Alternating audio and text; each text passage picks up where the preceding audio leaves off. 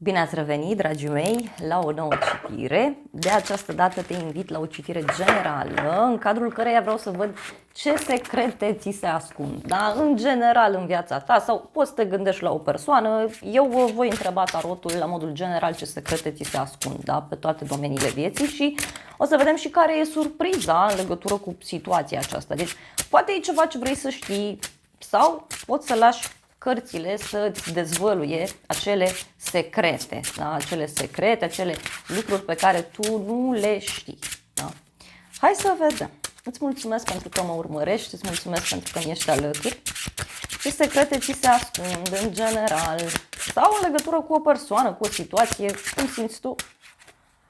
Marele preot, ok. Marele preot, regina de cupe, roata destinului, roata destinului, doi de cupe, puterea.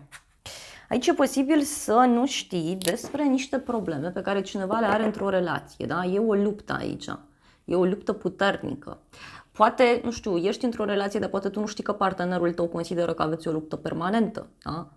Aici e ceva din trecut, sunt niște cupe care s-au vărsat, o trădare care a fost, niște minciuni care s-au zis și care, uite, tot țin agitație aici, da?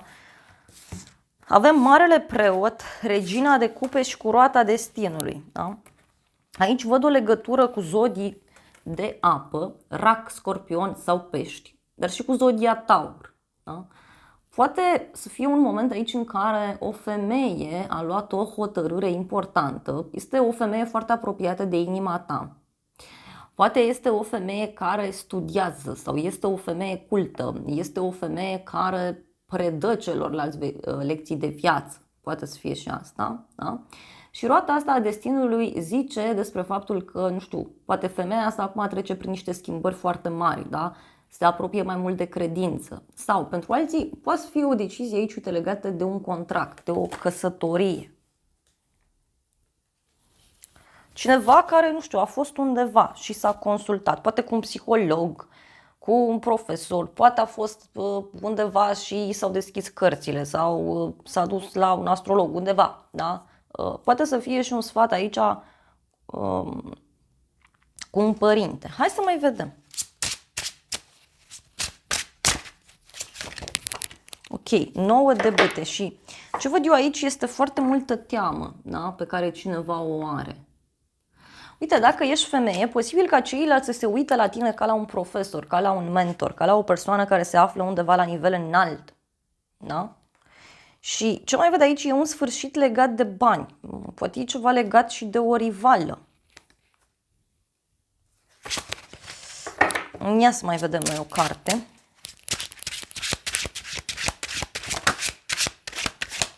Ce nu știi? Ce secrete ți se ascund? Diavolul. O legătură cu un Capricorn. Aici eu văd că regina asta de cupe, deci o femeie, clar, care are niște probleme foarte mari, da? Trece printr-o situație toxică, trece printr-o situație dificilă. Da? Poate e cineva căruia îi place mult să dețină controlul.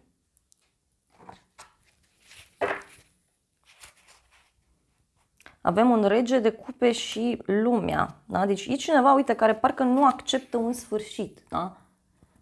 Aici e clar cu lumea și cu regele de cupe, care e partenerul reginei de cupe.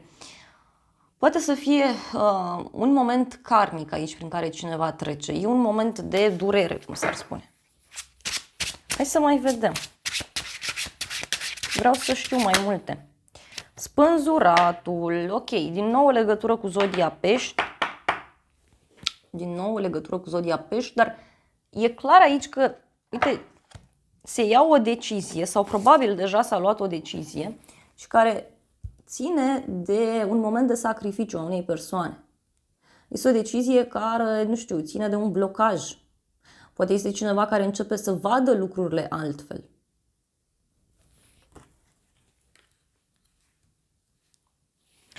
Dar ce mai văd aici este o regină de cupe care stă cu spatele la destinul său. Stă cu spatele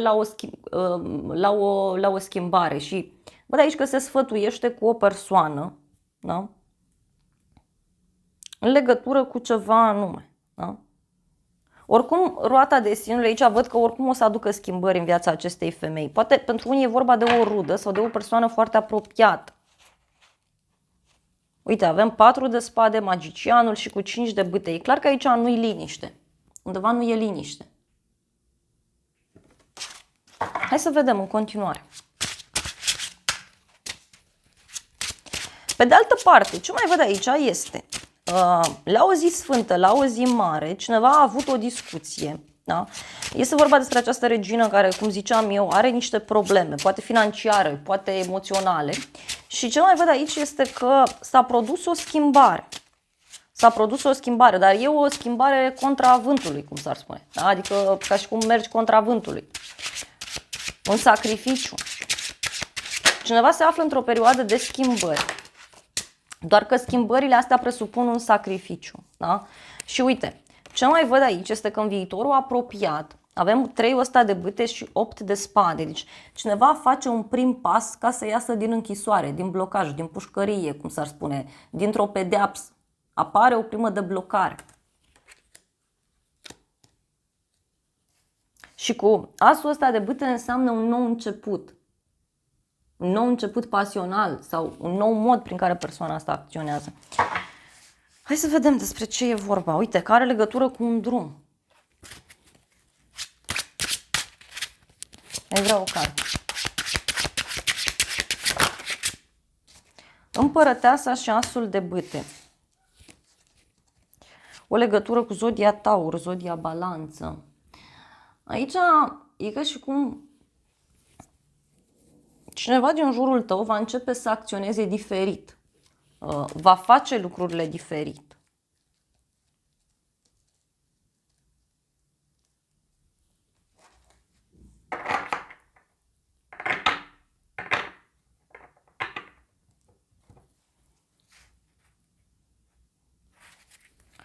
Este vorba despre o hotărâre aici pe care cineva o ia, poate în legătură cu o sumă de bani, cu o moștenire.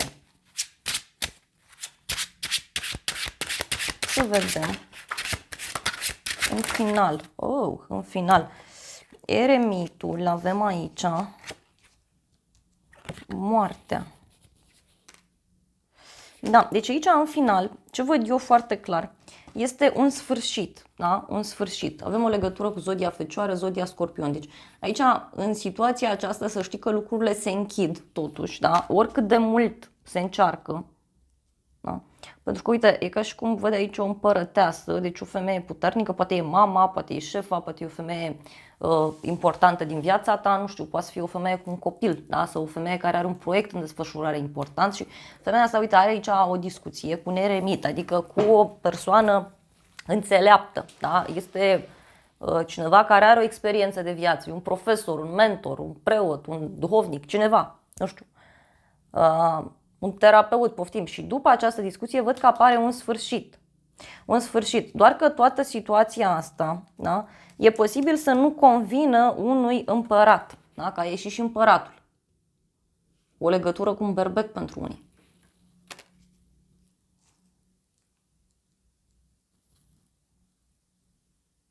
Deci în situația asta, da, deci tu nu știi anumite lucruri. E ca ca o discuție, da, printr-un intermediar, că avem împărăteasa și împăratul și e un intermediar aici care vine, da, și care face pace. Pentru că e clar aici văd o discuție, e ca și cum aceste două persoane se duc undeva, da, la un psiholog, la un terapeut, da? Dar poate să fie și împăratul ăsta că devine înțelept, da, devine înțelept și comunică. Oricum văd niște persoane foarte importante, decizii mari, doar că, repet, în final decizia asta nu convine împăratului sau împăratul refuză această hotărâre. Dar fiind moartea aici, nu prea ai ce să zici că da, că nu. Lumea, deci lumea, pajul de cupe, uite, deci e vorba de o eliberare, un sfârșit karmic, e clar. E clar aici, sfârșitul karmic. Da, hai să vedem puțin. Vreau să văd aici ce e cu sacrificiul ăsta.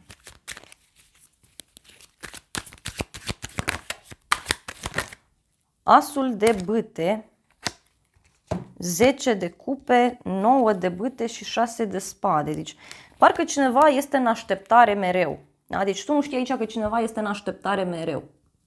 Sau poate ai o persoană în jurul tău care așteaptă să se vadă cu tine. Cineva începe să vadă cu alți ochi ideea de drum, ideea de familie, ideea de strălucire.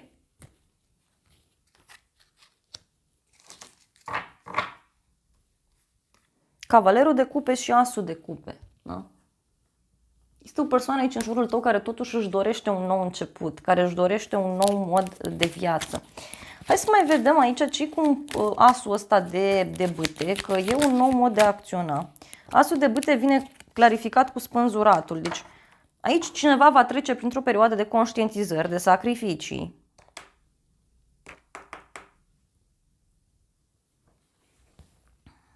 Și aici poate să însemne o lipsă de pasiune. Da, e o pauză. Și hai să vedem ce îi spune eremitul împărătesei, că de aici e interesant. Se vede clar. Eremitul îi propune împărătesei ceva legat de o sumă de bani, legat de o moștenire. Poate îi propune împărătesei să fie independentă, să fie sigură.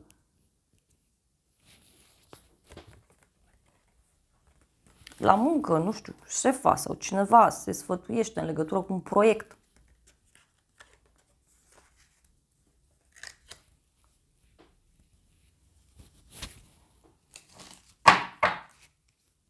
Judecata 2 de monede. Deci e ca și cum eremitul ăsta vine și spune gata, nu mai juca pe două fronturi, nu mai cântări lucrurile atât de mult. Ia decizia și judecata de apoi vine cu o hotărâre importantă.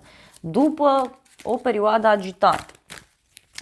Da? Pentru că, nu știu, poate să fie și împăratul ăsta, că devine înțelept. Și hai să vedem ce se închide. Se închide o perioadă aglomerată pentru un bărbat sau în legătură cu un bărbat și avem un sfârșit. Da? Aici ce văd eu este că se va închide o perioadă în care fie acest bărbat a avut multe lucruri pe cap, fie este vorba despre o problemă foarte mare care a fost până acum legată de o afacere, legată de o pasiune.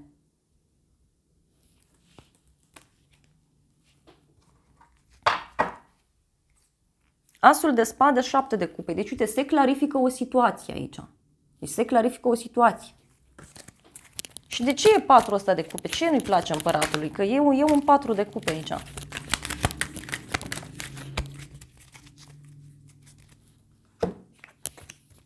Eremitul, 5 de bâte. Da, împăratul ăsta nu-i place pentru că arcana majoră moartea, să știți că vine cu niște responsabilități. Arcana asta majoră vine cu un sfârșit, cu o transformare și împăratului, nu știu, parcă nu-i convine fie tensiunile astea care sunt, conflictul care poate să apară. Parcă nu vrea să se lupte împăratul ăsta, el stă și poruncește.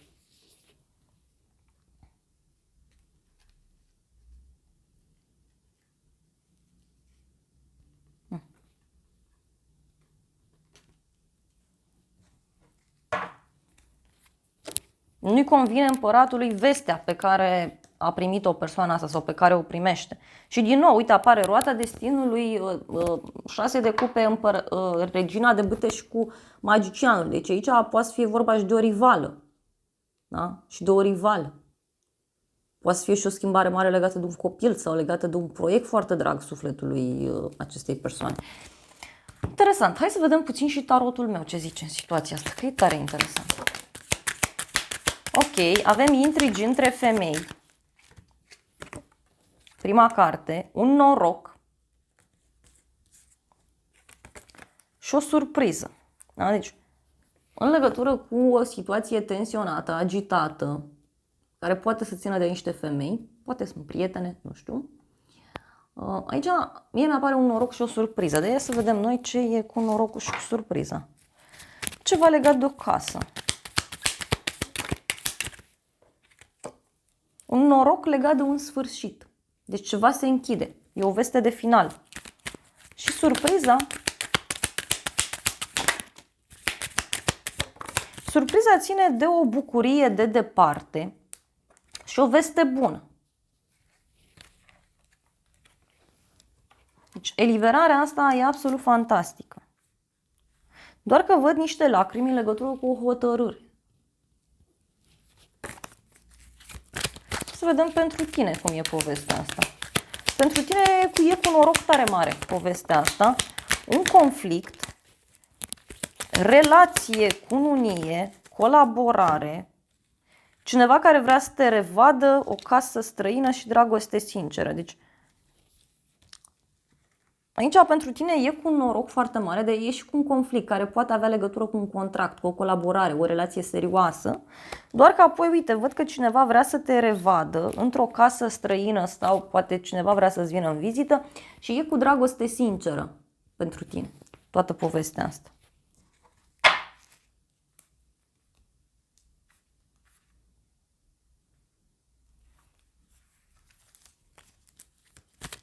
Deci, dacă e de muncă, aici văd că lucrurile se așează bine pentru tine.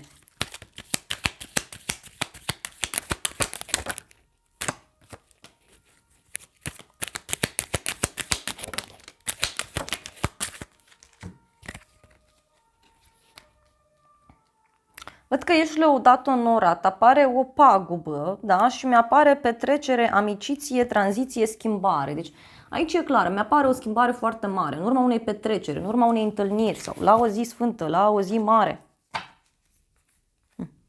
Și o ceartă cu vești, cu lacrimi, nu știu cine se ceartă pe aici, dar ideea e că pentru tine e de bine. Hai să vedem și acest oracol ce zice.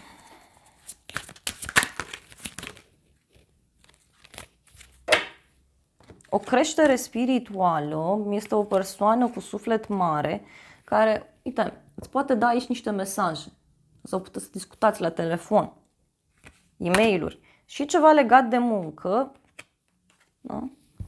Un coleg de la muncă sau o colaborare, o propunere interesantă. Sau afli ceva despre doi colegi de la muncă, două persoane care lucrează împreună.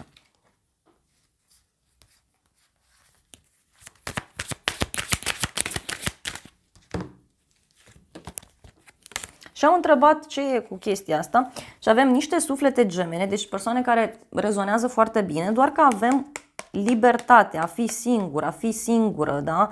Uite, cineva care se eliberează aici dintr-o situație toxică. Asta tu nu știi, că eliberarea asta oricum se produce, cu sau fără voia ta. Da?